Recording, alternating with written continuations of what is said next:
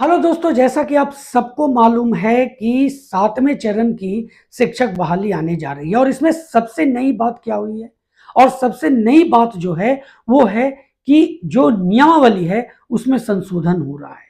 और इसमें जो सबसे प्रमुख बातें जो सामने आ रही है वो है कि जो नियोजन इकाइयां हैं वो सभी भंग कर दी गई हैं और कुल मिलाकर के जो 38 जिले बिहार में हैं उन 38 जिलों में प्रत्येक जिले का एक नियोजन इकाई होगा, यानी कुल नियोजन इकाइयों की संख्या 38 होगी। ये बातें मैंने आपको पिछले वीडियो में बताई थी। अब जो नया अपडेट आया है उसके बारे में भी आपको जानकारी मिल गई होगी। जो शिक्षा मंत्री ने जो हरी झंडी दी है नई नियमावली को, और उसके बाद ये सामान्य प्रशासन विभाग, वित्त विभाग, विधि विभाग के पास भेज दिया गया है। इसमें जो सबसे बड़ी बातें जो आ रही है वो प्रमोशन को लेकर के हो रही है कि आधे पद जो हैं वो प्रमोशन से भरे जाएंगे और आधे पद जो हैं वो उस पर नियुक्ति होगी। तो ये आधे पद जो प्रमोशन से भरे जाएंगे ये किस तरह से भरे जाएंगे और इसमें किन शिक्षकों को अवसर मिलने की संभावना है।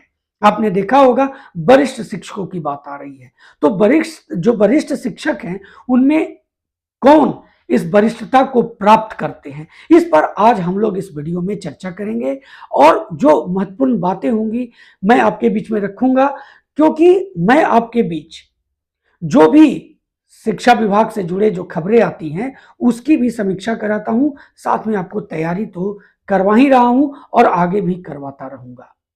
अब दोस्तों सबसे पहले देखते हैं कि 7वें चरण की कुल रिक्तियां कितनी हैं।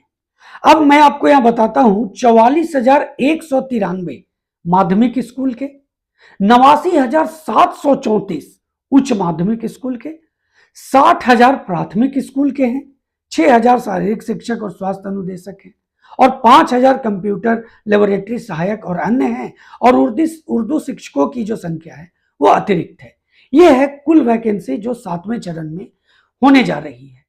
जैसा कि आपने अभी तक न्यूज में पढ़ लिया होगा, चाहे प्रिंट मीडिया के माध्यम से या इलेक्ट्रॉनिक मीडियम के माध्यम से, कि शिक्षा मंत्री ने उसको हरी झंडी दे दी है और अब ये सामान्य प्रशासन विभाग, वित्त विभाग और साथ ही साथ विधि विभाग को ये भेज दिया गया है। वहां से समीक्षा होगी, इसमें जो भी और संशोधन होना है, जो भी और इसमें क्या खर्च आएगा, ये सब चीजें वहां क्लियर हो जाएंगी। और उसके बाद उम्मीद जताई जा रही है कि होली के पहले तक ये नियमावली आ जाएगी। एक उम्मीद है शिक्षकों के लिए। सबसे बड़ी बात जो है कि प्रमोशन का जो क्राइटेरिया रखा गया है वो क्या है, वो ये है कि जो माध्यमिक स्कूल के, माध्यमिक विद्यालय के जो शिक्षक हैं, जो माध्यमिक शिक्षक हैं, उनमें जो वरिष्ठ शिक्षक होंगे उन्हें प्रमोट करके उन्हें उच्च माध्यमिक विद्यालयों में भेजा जाएगा। और दूसरा है प्राथमिक विद्यालय, जो प्रारंभिक विद्यालय हैं उसमें 1 to 5 के जो प्राथमिक विद्यालय के शिक्षक हैं उनका प्रमोशन होगा 6 to 8 के लिए। अब यहां पर बात यह देख लीजिए कि उच्च माध्यमिक स्कूल जो हैं उसमें कुल जो वैकेंसी है 89,734 है। अब 89,000 को अगर हम लोग 734 को अगर पूरा राउंड फिगर में देखें तो अगर 90,000 मान के चले तो 45,000 जो पद होंगे वो प्रमोशन से भरे जाएंगे। और ये 45,000 पद कहां से आएंगे? ये 45,000 जो पद हैं वो माध्यमिक विद्यालयों से आएंगे। वे शिक्षक कौन होंगे? वहीं आप देख लीजिए, अगर हम लोग 6 to 8 की बात करें तो 60,000 कुल पद हैं प्राथमिक स्कूल में। अब इसमें कितना 6 to 8 के लिए है और कितना जो पद हैं वो 1 to 5 के लिए है, अभी और बातें जब और सामने आएंगी और क्लियर हो जाएगा। लेकिन अब जो 6 to 8 में जब जाएंगे 1 to 5 के जो शिक्षक प्रमोट होकर के, आखिर वो कौन होंगे? जो उच्च माध्यमिक विद्यालयों में जाएंगे, माध्यमिक विद्यालय के, वो कौन होंगे? इस पर एक चर्चा का विषय है और इसी को मैं आज आपके बीच में रखने जा रहा हूं कि आखिर वो कौन से शिक्षक हो सकते हैं, और ये जो सरकार की तरफ से, जो शिक्षा विभाग की तरफ से किन्हें मौका देने की संभावना जताई जा सकती है, उस पर हम लोग आज बात करेंगे। तो चलिए सबसे पहले जानते हैं कि ये शिक्षक कौन हो सकते हैं। तो देखिए, जानते हैं कि वरिष्ठ शिक्षक कौन हो सकते हैं जिनको इस प्रमोशन में मौका मिलने की संभावना होती है, और बाकी शिक्षकों का क्या होगा जो इस क्राइटेरिया में आएंगे। तो पहले जान ले कि ये वरिष्ठ शिक्षक कौन हो सकते हैं।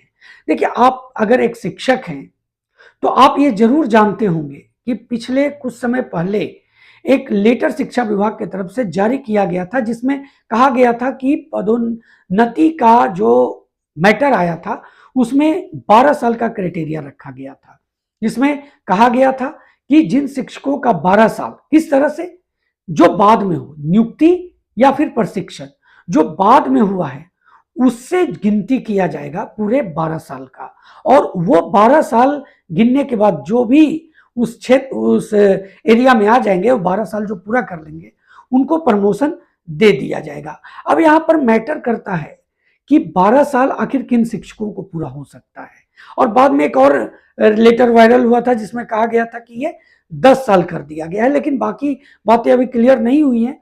तो इसके चलते हम लोग इसको अगर 12 साल मान करके चले प्रमोशन को ध्यान में रखते हुए, तो आप सोचिए 12 साल, यानी अगर अभी 2023 चल रहा है तो 12 साल 2011 हो सकता है, 11 से आप ऐड कर सकते हैं इसको, यानी 11 तक 2011 तक जिनकी प्रशिक्षण पूरा हो गया है वो इसके अंतर्गत आ सकते हैं, और इसी तरह से उनका प्रमोशन होगा।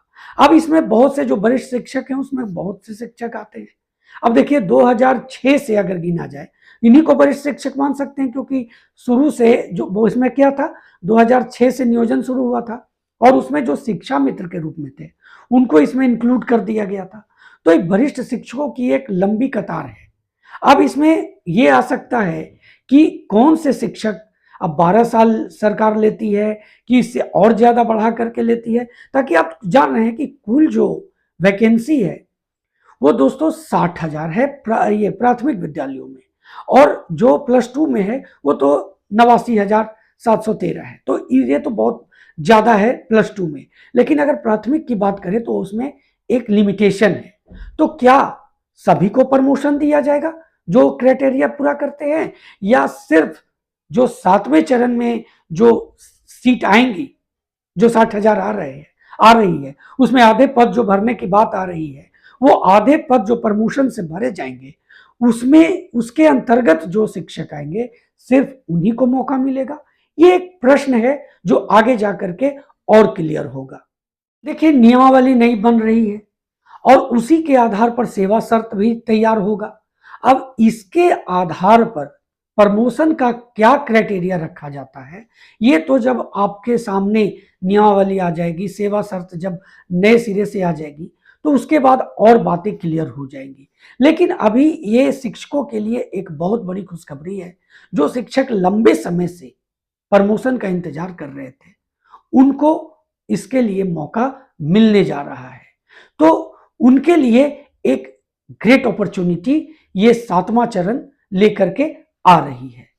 दोस्तों, आप अगर चैनल पर नए हैं या अभी तक चैनल को सब्सक्राइब नहीं किया है तो चैनल को सब्सक्राइब कर लें और बेल आइकन को जरूर प्रेस करें, ताकि आने वाले सभी वीडियोस का नोटिफिकेशन सबसे पहले आपको मिल सके। क्योंकि न सिर्फ इस पर आपको जो महत्वपूर्ण इंफॉर्मेशन जो रहता है शिक्षकों से रिलेटेड, प्रधान शिक्षक, प्रधान अध्यापक से रिलेटेड और सभी एग्जामिनेशन से रिलेटेड, उस पर समीक्षा की जाती है, बल्कि उसकी तैयारी भी कराई जाती है। तो दोस्तों, मिलते हैं अगले वीडियो में, तब तक के लिए जय हिंद।